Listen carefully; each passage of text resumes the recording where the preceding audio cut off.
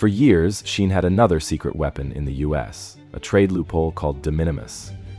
Under this rule, any package under $800 shipped directly to a consumer entered duty-free. Traditional retailers importing containers paid tariffs. Shein didn't. So, here we go. Shein. Shein.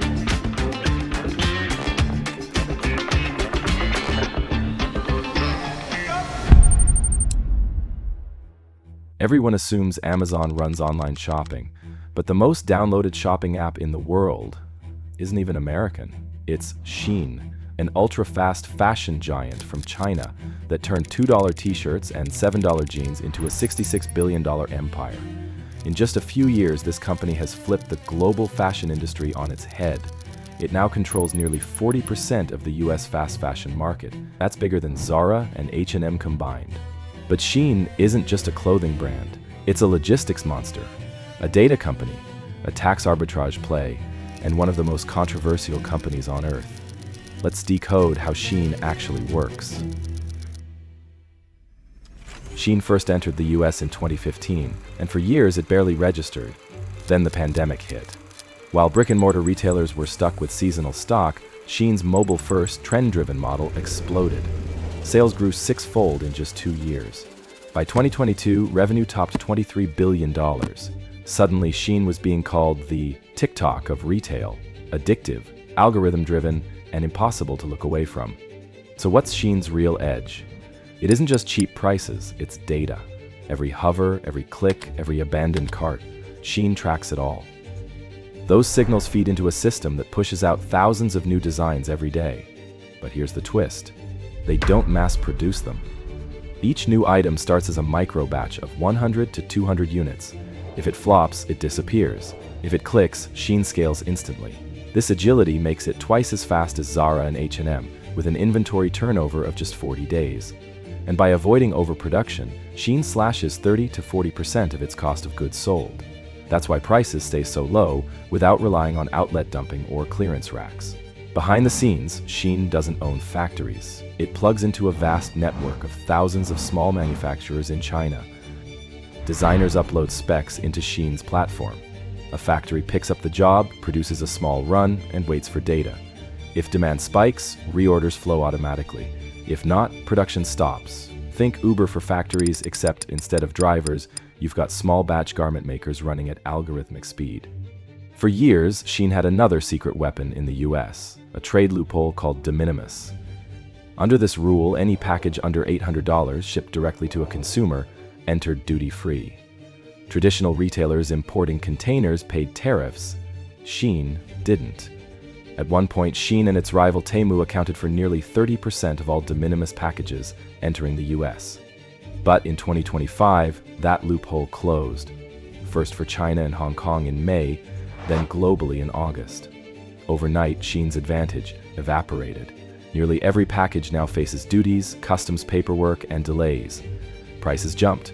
Reuters tracked one Shein cart of basics rising from $31 to $69 in just 3 months, a 123% spike. Other categories rose around 23%. Tariff rates have since settled near 30%, but the shock remains. To adapt, Shein is onboarding more US and European third-party sellers, building warehouses outside China, and investing in supply chains in Brazil, Turkey, and India to dodge tariffs. In fact, it just re-entered India through a partnership with Reliance Retail, promising not just India-made products, but eventually India-made exports too. But trade rules aren't Shein's only challenge. In 2022, internal audits admitted to cases of involuntary labor among its suppliers. But Shein refused to name factories or disclose locations.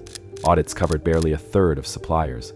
And with global concern over forced labor in Xinjiang, Shein insists it doesn't source cotton from the region, but still hasn't released supplier lists, something rivals like H&M and Zara consider standard. Then there's the environmental toll. Small batch production sounds efficient, but cheap clothes encourage overconsumption.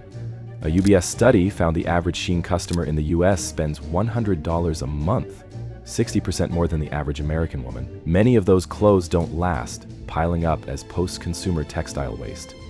Facing backlash, Shein has tried to rebrand. It pledged $70 million to improve factory conditions, invested $150 million in Brazil's manufacturing sector, and even bought a one-third stake in Forever 21's parent company to gain U.S. retail credibility. But PR stunts like flying influencers to tour Chinese factories backfired. Audiences called them staged and tone-deaf. Meanwhile, regulators are circling. France passed the world's first anti-ultra-fast fashion law, advertising bans and per dictum penalties rising to €10 per garment by 2030. French regulators also fined Shein €40 million for deceptive discounts. Italy hit it with a €1 million penalty for greenwashing. And in the US, lawmakers are debating new fast fashion rules and stricter import oversight. Competition isn't making things easier. Temu, owned by Pinduoduo, overtook Shein in US downloads in 2023. Now both are locked in a brutal price war, even as tariffs squeeze margins and regulators tighten the noose. Shein's valuation has already dropped from $100 billion to $66 billion. Its IPO dreams in New York and London stalled under political scrutiny. It's now pushing for a Hong Kong listing. And reports suggest regulators may pressure it to move its headquarters back to mainland China to win approval. So what's the final decode? Shein is fast, it's ruthless, it's brilliant. But with loopholes closing and regulators closing in, the question is no longer how high it can climb, but whether it can hold its empire together. This is Scale Decoded.